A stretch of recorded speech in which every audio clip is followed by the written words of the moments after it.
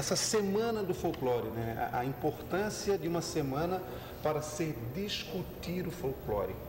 Ora, se nós formos analisar quem são o divulgador da arte do folclore, da arte popular, da produção cultural popular, olha, foi o meu bisavô, foi meu avô, foi meu pai, vai ser o meu filho, que vai passar para o filho dele. Essa roda que nós não podemos parar. Então, discutir isso é muito importante, quem são esses agentes. E eu acho que a Semana do Folclore, ela deve ser utilizada para discutir quem são os agentes pela perpetuação da nossa história, da nossa cultura. A escola, por exemplo, eu acredito que a escola seja um grande instrumento de propagação da nossa cultura, da nossa arte, dos nossos folguedos. Mas ela é importante nesse momento, nessa semana, para discutir com um aluno a importância cultural de tudo isso. E não simplesmente para que nessa semana seja produzida algumas ações ligadas ao folclore. Por que eu estou dizendo tudo isso? Porque eu falei com muitos alunos, eu tenho uma família muito grande que estuda em rede particular, rede pública municipal, federal, estadual. E o que vocês produziram durante a semana do folclore? Ah, a tia fez um pão por Deus. Ah, foi um boi de mamão lá na minha escola. E aí? Só que isso é legal, enche os olhos, mas tem que ir além disso, tem que abrir a discussão da importância cultural, da manutenção dessas atividades culturais. E é isso que está faltando um pouco aqui em São José.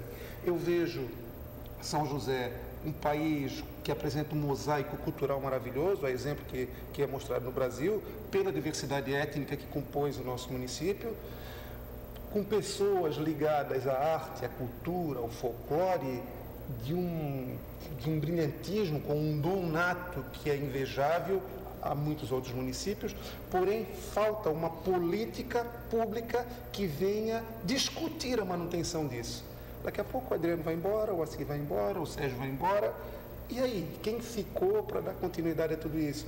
Que política pública foi produzida por esses agentes que hoje estão defendendo o Nériton, daqui a pouco não estará mais conosco também? Quem é que vai dar continuidade a tudo isso? Então, cabe a nós, enquanto agentes culturais, enquanto gestores públicos, enquanto professores, enquanto artistas, cabe a nós, além de estarmos mostrando as nossas qualidades, incentivando a produção de escrevermos esse tal tratado, esse tal sistema, construindo essa tal política cultural para que o nosso folclore não morra. Paralelo a isso, há necessidade sim da criação de um fundo municipal de cultura, que esse fundo venha a gerir a produção, porém falta também, Sérgio, um incentivo para que as pessoas possam conhecer, nem produzir, mas conhecer. Vou dar um exemplo. Quando nós estávamos frente à Secretaria de Educação, o Nériton fazia parte desse programa também, e dos anos 90, né, faz um tempinho já, nós começamos um trabalho que era o Brinquedos e Brincadeiras Populares. Lembra disso assim? Lembro. Onde nós percorremos as escolas do nosso município e resgatamos com as crianças que foram para casa falar com seus avós, resgatamos os brinquedos que os avós brincavam. Uma coisa simples de se fazer. E essas crianças trouxeram todo esse material para a sala de aula e, juntamente com as professoras da rede pública municipal, sob a coordenação da Secretaria de Educação, nós povoamos esse município com atividades recreativas de cunho popular, com brinquedos e brincadeiras populares. Infelizmente, esse trabalho se perdeu. A gente está tentando resgatar um pouco agora através do projeto Caravana do Lazer, lá da Fundação Esporte, mas nós chegamos num patamar invejável. E assim, as prefeituras de outros municípios nos chamavam. Né? Então, nós fomos aos Açores, em Portugal, levar um pouco desses brinquedos e dessas brincadeiras que os próprios açorianos para cá trouxeram e que lá se perdeu. Então, nós somos fonte de pesquisa em determinados momentos históricos. Está faltando recomeçar isso, sabe, Nériton? Eu acredito que a Fundação de Cultura ela é fundamental nesse processo. A gente está tentando fazer alguma coisa ali via esporte, estamos aí com a Caravana do Lazer, com a oficina do Boi de Mamão, que em outro programa eu estive aqui e falei, eu vou fazer ainda, já está funcionando, depois eu falo do que se trata, mas a Fundação de Cultura tem que vestir mais ainda essa camisa da produção popular e despertar nos alunos da rede pública municipal, principalmente, o interesse para essa coisa. e funciona. Claro que atrelado a um bom incentivo financeiro, daí mesmo ninguém nos segura mais. Só para contribuir também, já existe uma lei municipal que cria o Conselho Municipal de Cultura. Já. No papel ele já existe. Foi uma lei apresentada em 2001 pelo vereador Batiste. Só que essa lei ela tem que ser reanalisada e atualizada, até porque as representações que compõem esse conselho, muitas das instituições citadas ali já não existem mais. Das secretarias que representarão o poder público ali citado também já se extinguiram pelas reformas administrativas que aconteceram de 2001 até aqui. Eu acho que esse fórum, Nérito, ele é de fundamental importância, né, para que seja discutido, analisado essa antiga lei e encaminhado de uma vez por todas para o Legislativo, para que a gente possa fazer a coisa acontecer.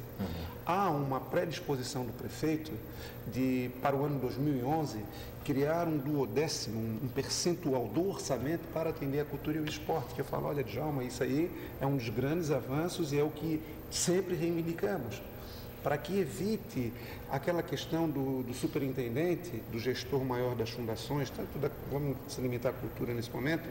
Então ele tem um planejamento cultural para o decorrer do ano, mas ele fica à mercê dos recursos oriundos da fundação, da prefeitura. Não se sabe ao certo quando vai chegar, quanto vai ter. Ele já tendo de antemão, no início do ano, um percentual do orçamento anual, vai ficar ali, ele vai gerenciando essa verba. Daí ele sabe se ele pode criar um fundo, se ele vai investir em escritores, em artistas plásticos, ou em carnavalescos, ou animadores, seja lá a pessoa que ele for investir, ele já tem o planejamento, pode ser feito, porque ele já sabe de antemão quanto que ele vai poder gastar. E isso é fundamental, porque, repito, nós temos grandes artistas no município. Falta um plano para que esses artistas possam caminhar juntos e consagrar cada vez mais o nosso município. Esse é um caminho que a Fundação recebe? Eu acredito que este é o único caminho. Nós precisamos fazer isso acontecer imediatamente.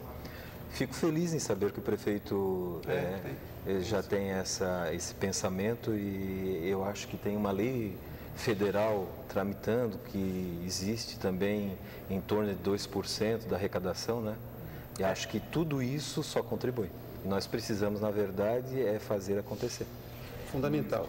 Um desses agentes, para mim, a meu ver, assim, porque assim, o pouco de cultura que eu sei, o pouco que eu ando, eu fui sou discípulo do Assir. Foi três pessoas assim, me colocaram nesse caminho, abriram os meus olhos e mostraram a importância. O Assir, o Vilso Farias e o Peninha. Foi um trio assim que me orientou. Hoje, se eu faço parte do grupo folclórico São José da Terra Firme, se eu estou à frente desse grupo, se eu luto tanto por essas manifestações, eu devo a essas três figuras. E também, uma coisa que está se perdendo assim, e aí, eu ontem falando com o Caê ainda na Câmara, né, descobrimos lá a Carta do Folclore Brasileiro, que foi escrita lá em 93 para atualizar uma carta que foi escrita em 51. Olha só, em 1951, já preocupados, listaram uma série de questões ali e em 93 ela veio a ser reeditada. E um dos itens lá fala dos grupos parafolclóricos. Grupo parafolclórico.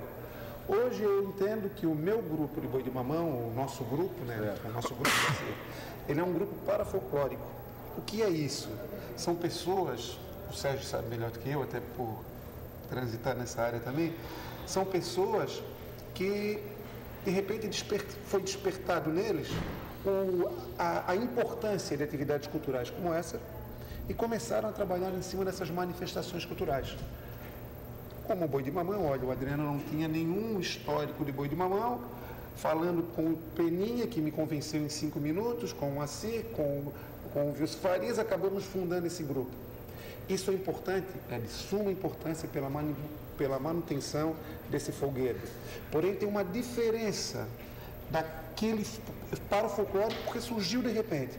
Agora, o folclore, aquele que vem lá do seu Zé da esquina, que nasceu espontaneamente há 300 anos atrás, que ensinou para o filho, que ensinou para o outro filho, e foi deixando esse legado cultural com o passar dos tempos na família, isso nós não temos mais, infelizmente. Temos lá na Barra do Aririu com o seu Luzaí, né? Ou temos ainda aí no interior da ilha, ingleses ou no Pantanal. Lá na minha terra, Sambaqui tem bastante. Sambaqui tem bastante também. Mas aqui em São José nós perdemos muito disso, por essa aculturação do povo josefense, né? Nós somos muito influenciados por essa globalização. Perdão, e perdemos. Nessa sua fala, eu queria que o senhor já fosse complementando. Que manifestações são as que nós mais perdemos? Manifestações. O senhor já falou do... O Cacumbi, por exemplo, que nós tínhamos aqui uma forte herança através do Pedro Leite, que era um negro fantástico aqui no município de São José, que ninguém sabe, ninguém conta a história dele. E o Cacumbi se perdeu. Se perdeu. O Boi de Mamão em São José, se não é o grupo folclórico São José da Terra Firme, se não é aquele grupo da Secretaria de Educação lá de 98, que assumiu, que vestiu a camisa em 2000 para fazer uma apresentação e se apaixonou, hoje não teríamos mais. E preocupados com isso, Cauê, hoje nós estamos fazendo uma oficina dentro da Fundação de Esportes. Chamamos o seu Luzaí, que é lá da Barra do Aririú, conseguimos trazer o seu Luzaí para dentro da Fundação, montamos uma oficina do Boi de Mamão, onde a partir da semana que vem nós estaremos recebendo alunos aí dos mais diversos cantos desse município, que estão marcando, as escolas ligam para a Fundação, agendam uma visita nas oficinas, confeccionam com o seu Luzaí, o seu Boi de Mamão, leva o Boi de Mamão para a escola e começa lá na sua comunidade a difundir, a divulgar esse Boi de Mamão, que hoje vai ser um grupo parafolclórico. Mas eu tenho certeza que daqui a alguns anos, essa criança que dançou o boi hoje, ela não vai mais esquecer, ela vai contar para o filho dele. Quando eu estou dançando o boi, eu digo assim: tu nunca mais vai esquecer, vai ficar guardado na tua cabeça. Quando tu fores adulto como eu, tu ainda vais lembrar que um dia tu dançaste o Boi de Mamão, que tu viste essa maravilha que é o Boi de Mamão. E é verdadeiro isso. Quem vê não esquece jamais. Quem vê, quem brinca com isso, vai passar para o restante dos filhos, eu tenho certeza. Porque isso tem a ver com identidade, né? Quer dizer, aquilo que cala fundo na alma da pessoa é aquilo que tem a ver consigo, né? Não adianta querer inventar para ela algo que ela não se identifica. Identifica. Santo Antônio de Lisboa, uma vez, os portugueses que eram lá de trás dos montes, que moravam ali, quiseram fazer uma cancha de bocha. Fizeram? E aquela cancha de bote já criou mato que ninguém... Agora, vai lá e aparece com um malhão para um jogo de calha, que aquilo, todo mundo aparece. É interessante. Uma é com calha, com uma esfera, outra é com bola. Jogos muito parecidos, mas não tem jeito do povo gostar de bote. Agora, o malhão, a calha, logo as pessoas já vão atrás. Então, coisas que a gente não explica, né? Quer dizer, são coisas que são atávicas, né? Aquilo que vem na alma, que ele não sabe por quê, mas quando ele vê, ele logo assume, né? Tu não tens noção, vocês não têm noção da quantidade de histórias que a gente ouve depois que acaba a dança do boi, que a gente sai dali com aquela energia ainda do boi e o povo vem nos abraçar, parabenizar pela apresentação. A quantidade de histórias que a população começa a lembrar. Agora estou lembrando quando eu era pequeno, que passou na minha rua um Boi de Mamão, que eu saí correndo quando vi a Benúcia e me joguei no mar. E me joguei no mar e quase morri afogado. Meu pai que foi lá mergulhou me tirou. De tanto medo que eu tinha da Benúcia. Isso ficou lá guardadinho na cabeça do sujeito, que ressurgiu agora quando ele viu novamente essa figura. E ele não lembrava mais porque teve um grande período aí que ficou estagnado. Infelizmente. Tem outras manifestações que vocês citam importantes, que já estão se esvaindo? Que estão a cantoria do Terno de Reis, nós perdemos, né? Hoje, a Fundação de Cultura mantém a Escola de Oleiros e lá tem alguns oleiros, e podemos dizer folclóricos, porque o ofício passado de pai para filho, e a Fundação de Cultura também tem uma escola de olaria que fica na beira-mar. E é ali que nós temos, então, a nossa identidade mais viva em relação à nossa prática folclórica, né? Porque a São José já foi a capital da louça de barro. O Assírio já falou na sua fala e se perdeu. Hoje são poucas as pessoas que estão praticando e fazendo a cerâmica. Temos alguns alunos na Escola de Oleiros, outros alunos também estão lá na Olaria da Beira-Mar. Acredito que esta é a atividade que nós estamos propondo com maior entusiasmo. E não havia menina que não tivesse aquele joguinho de panela, o fogãozinho a lenha, as panelas, todas coloridas e tal, que se vendia no mercado, né? Você falava ainda há pouco. Isso olha a necessidade da carência desse povo por atividades desse tipo. A Olaria da Beira-Mar, que o Nérito acabou de citar, ela foi criada em 2005, quando eu era secretário de esporte. Por que criamos ali uma olaria? por valorizar a cultura, por entender também que São José já foi a capital da louça de barro, mas ela foi criada ali com uma finalidade. Em 2005, a Unisul, que é a equipe de voleibol da Unisul, estava vindo para São José, com o